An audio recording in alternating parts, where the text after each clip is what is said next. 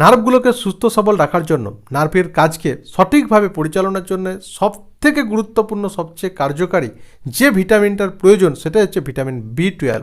অর্থাৎ আপনার শরীরে যদি ভিটামিন B12-এর অভাব দেখা যায় তাহলে কিন্তু আপনার শরীরে নার্ভের সমস্যার যে সমস্ত লক্ষণ, যেমন চিনচিন ঝিনঝিন ভাব, অবশ অবশ ভাব, পিন ফোটানো বা ছুঁচ ফোটানোর মতো ব্যথা যন্ত্রণা, চিরিক মারা ব্যথা যন্ত্রণা, ইলেকট্রিক শকের মতো ব্যথা যন্ত্রণা, এর সাথে সাথে স্ট্রেস, অ্যাংজাইটি, মানসিক চাপ, এমনকি ঘুম না হওয়ার মতো সমস্যাও আপনার দেখা দিতে পারে।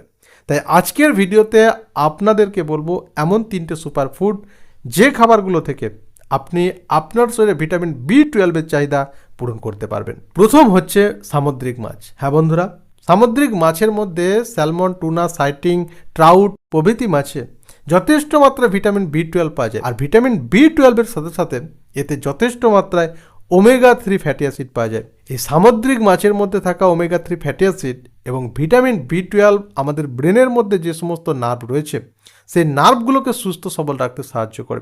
কিভাবে সুস্থ সবল রাখে? এই নার্ভের উপরে একটা কভার থাকে যাকে মায়োলিন শীথ বলে। এই মায়োলিন শীথ তৈরিতে ভীষণভাবে সাহায্য করে, যার কারণে নার্ভগুলো প্রোটেক্ট থাকে বা সুরক্ষিত থাকে।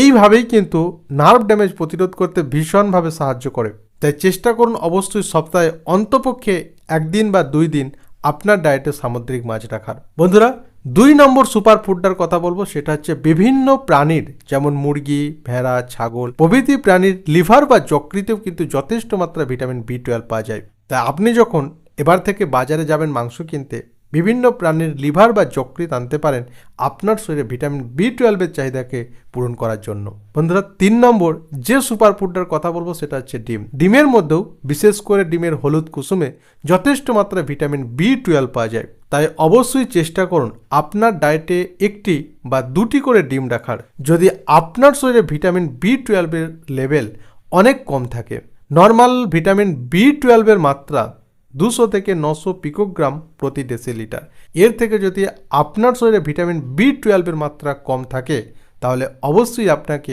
1টি বা 2টি করে ডিম খেতে হবে। তবে সামুদ্রিক মাছ এবং ডিম খাওয়ার সময় আপনাকে 2টি বিষয় খেয়াল রাখতে হবে।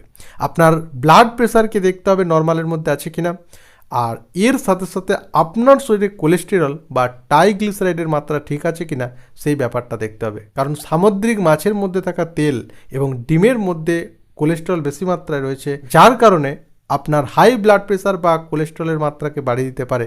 তাই এই দুটো জিনিস বেশি মাত্রায় খাওয়ার আগে আপনার ব্লাড প্রেশারকে অবশ্যই চেক করিয়ে নেবেন।